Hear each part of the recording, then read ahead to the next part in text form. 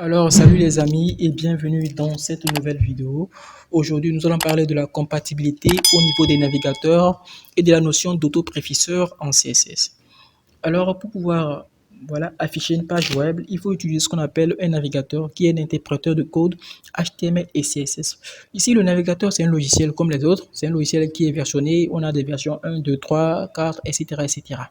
Maintenant, les propriétés que nous utilisons en CSS, le CSS ici, c'est un langage qui évolue. Donc, au fur et à mesure, il y a de nouvelles propriétés qui sortent. Maintenant, quand ces propriétés sortent, elles ne sont pas forcément supportées par les navigateurs. C'est un peu comme Android. Lorsque vous voulez installer une application, il faudrait être sûr que le support, le téléphone que vous utilisez, soit d'une version un peu plus, soit d'une version un peu plus élevée. Si c'est une version 3, par exemple, et que vous voulez installer la nouvelle version de WhatsApp actuelle, cela ne va pas fonctionner. Donc, c'est un peu la même chose. Donc, ici, le navigateur aussi, c'est l'interpréteur de code HTML et CSS. Du coup, lorsque vous allez vouloir tester les nouvelles propriétés CSS qui vont sortir, il faudrait que votre navigateur aussi soit à jour. Si c'est pas à jour, ça ne va pas fonctionner, quoi.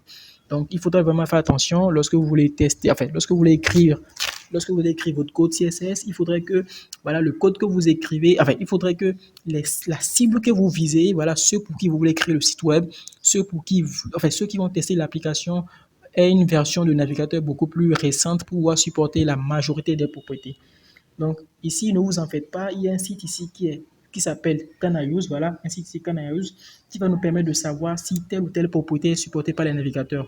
On peut aussi avoir on peut aussi voir cela sur MDN. Si je tape par exemple la propriété là, Overflow ou bien Flexbox, MDN, il y a sur le site ici MDN, nous avons ici un onglet, quelque part en bas, pas un onglet, nous avons une section en bas ici qui nous présente ici une grille de compatibilité. Bon, c'est pas forcément visible ici. Si je choisis une autre propriété, je choisis par exemple ici calque. Calque par exemple.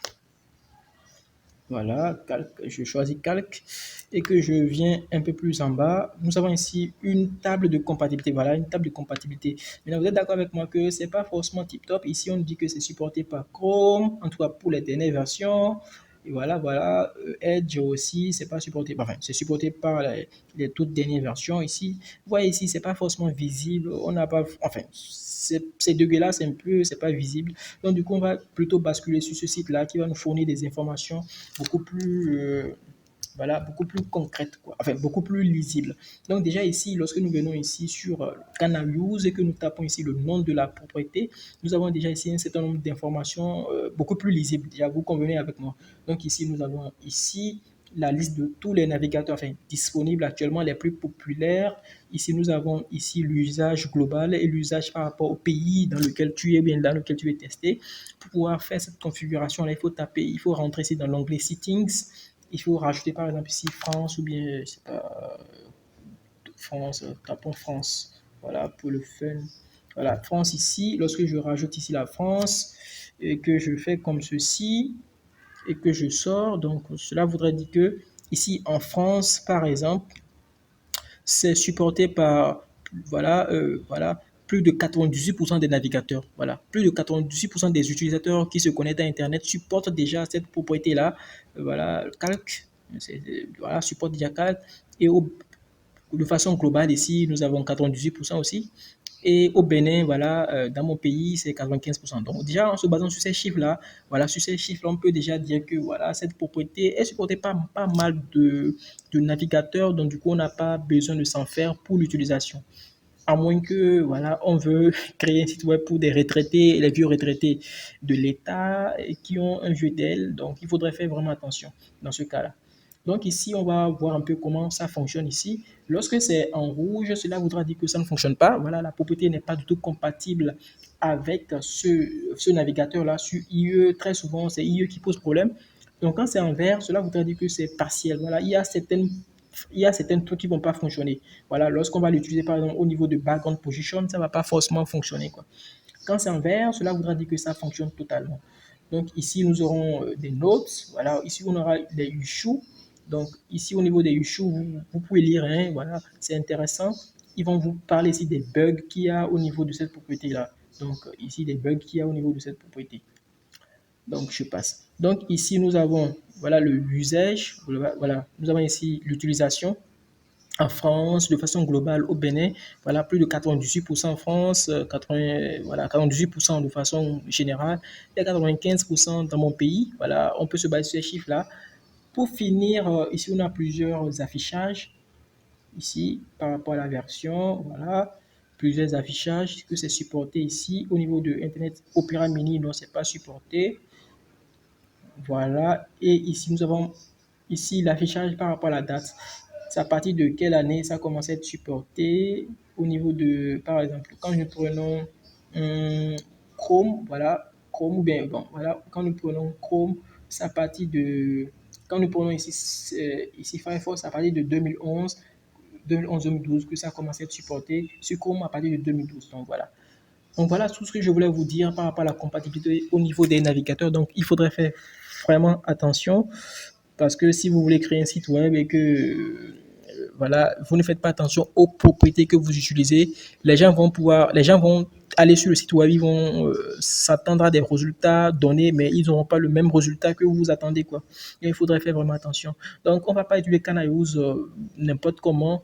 C'est quand on a des doutes sur une propriété ou bien quand la propriété est récente, voilà, récente, voire par exemple 5 ans d'ancienneté ou bien 3 ans d'ancienneté, il faudrait vérifier si cette propriété est compatible avec les navigateurs. Maintenant, il faudrait aussi savoir ceux qui vont utiliser l'application, bien ceux qui vont visiter le site. Si c'est un site, voilà, juste un SAS, voilà, une vitrine, un truc comme ça, quand vous basez déjà sur l'information globale, c'est pas mal. 98%, les 3% restantes, on s'en fiche un peu. Enfin, on s'en fiche pas, mais c'est pas forcément criard. Surtout qu'aujourd'hui, bon, tout le monde a un nouveau PC et de nouveaux navigateurs, donc ça va aller pour le mieux. Donc, la deuxième partie ici, c'est au niveau ici de la notion d'autopréfisseur en CSS. Alors, très souvent, lorsque vous créez votre site web, nous avons plusieurs navigateurs, hein. On remarque que le site web s'affiche sur tel navigateur différemment, sur un autre navigateur aussi différemment. Pourquoi nous avons ce genre de problème? Le problème est dû au fait que quand il y a une nouvelle propriété qui sort, par exemple ici la propriété calque, ce que les navigateurs vont faire, ils vont créer chacune une version de cette propriété. Google Chrome va créer sa version de cette propriété, Safari va créer sa version de cette propriété, etc., etc. Le temps que cette propriété soit standardisée, au fait, c'est-à-dire le temps que voilà, les gens se réunissent, se rassemblent pour dire que voilà, pour Calc, on voudrait que ça s'affiche comme ça. Maintenant, quand la propriété sort déjà, voilà, quand elle apparaît, automatiquement les navigateurs se mettent à les implémenter pour que les gens puissent les tester sur le navigateur. Maintenant, ça pose un problème. Ça pose un problème parce que ce n'est pas standardisé. Donc, d'une, excusez-moi, d'un navigateur à un autre, on a des affichages différents. Donc, pour pouvoir éviter ce genre de problème, voilà, pour pouvoir éviter ce genre de problème, ils ont créé, pour pouvoir éviter ce genre de problème, à chaque fois que les navigateurs implémentaient, voilà, leur propre version, elles préfixaient au fait. Elles préfixaient ces propriétés-là. Ils vont, par exemple, sur les navigateurs basés sur Chromium, ils vont ici rajouter ici le drapeau WebKit, et les autres vont rajouter par exemple Moz, et d'autres vont rajouter ici O pour Opera Mini, etc., etc. Donc ici, vous êtes d'accord avec moi que si nous avons, par exemple ici, une feuille de style comme ça, plus de 300 lignes de code, ça c'est même petit, 500 lignes de code, et que on doit préficer à chaque fois, on doit préficer ici à chaque fois, cela va être vraiment problématique. Donc du coup, ce qu'on va faire, on va ici utiliser un service en ligne. Hop, ici, on va ici utiliser un service en ligne. Malheureusement, j'ai déjà fait le test ici, c'est dommage. J'avais déjà fait le test ici, c'est dommage. Bon, ce qu'on va faire, on va supprimer, on va supprimer, on va mettre ici par exemple, voilà, ce code-là, boss-sizing border box. Et on va mettre ici, au niveau d'un élément, voilà, de mon body, on s'en fout un peu du résultat. Voilà, display grid. Voilà, grid-template colonne 1fr, 1fr, 1fr. Voilà, c'est juste pour le test. Donc ici, je disais, donc vous êtes d'accord avec moi que c'est un peu chelou, enfin pas chelou, c'est un peu fatigant de pouvoir à chaque fois préfixer ces propriétés-là au niveau de mon code source. Donc, Ce qu'on va faire, on va utiliser un outil ici que je vais nommer ici CSS autopréfisseur, autopréfisseur. C'est ce qui va se charger de transformer notre code en un code beaucoup plus compatible, en un code beaucoup plus compréhensible par voilà, les vieilles versions des navigateurs qui avaient déjà implémenté les versions préfixées. Donc, du coup, ce qu'on va faire, lorsqu'on vient sur la plateforme, ici, nous avons ici, enfin, il y avait un code ici, mais je vais recharger. Bon, je peux recharger la page. Il n'y a pas de souci. Donc ici, nous avons déjà un code de base, ici le code ici, et voilà l'exemple. Voilà, ça a été transformé en ce truc-là. Voilà le WebKit que je disais ici pour les navigateurs basés sur Chromium, le O pour Opera Mini, machin, machin, et j'en passe. Donc ici, nous avons ici la liste des navigateurs. Donc ici, j'ai mis les 4 derniers navigateurs. Pas défaut, hein, c'est les 4 derniers navigateurs. Donc moi, j'ai rajouté une nouvelle contrainte, voilà, pour dire que, voilà, en plus des 4 derniers navigateurs, je voudrais que ça fonctionne, voilà, sur Internet Explorer 8. Donc, au niveau d'Internet Explorer 8, je voudrais que mon site puisse voilà, fonctionner. Donc, probablement, ils ont des versions préfixées voilà, au niveau de ces versions de Internet Explorer. Donc, ce qu'on va faire ici, lorsque je vais copier-coller mon code, bon, j'avais déjà fait le test, donc du coup, j'ai sauvegardé le fichier, puis j'avais fermé. Donc, c'est automatiquement la version préfixée que j'avais déjà. Donc, j'ai changé ici le code. Donc, ce que je vais faire ici, je vais mettre ce code d'exemple là. Voilà. Donc ici, nous avons ici une transformation, vous voyez, voilà une transformation ici au niveau de mon code. Et c'est ce code-là que je vais tout simplement copier, voilà. C'est ça, je vais copier et remettre dans mon CSS et remplacer par ce qui est là. Et c'est tout. Donc, vous n'aurez pas à vous fatiguer pour faire cela. Vous aurez tout simplement aller sur le site, voilà, autopréfisseur CSS et bam, vous copiez-coller le code et puis voilà, il se charge de vous transmettre votre code à un code beaucoup plus, voilà, compréhensible par les navigateurs, enfin les navigateurs, enfin les vieux navigateurs. Donc les amis, c'est tout pour cette vidéo. J'espère qu'elle vous a plu. J'espère que vous avez appris pas mal de choses.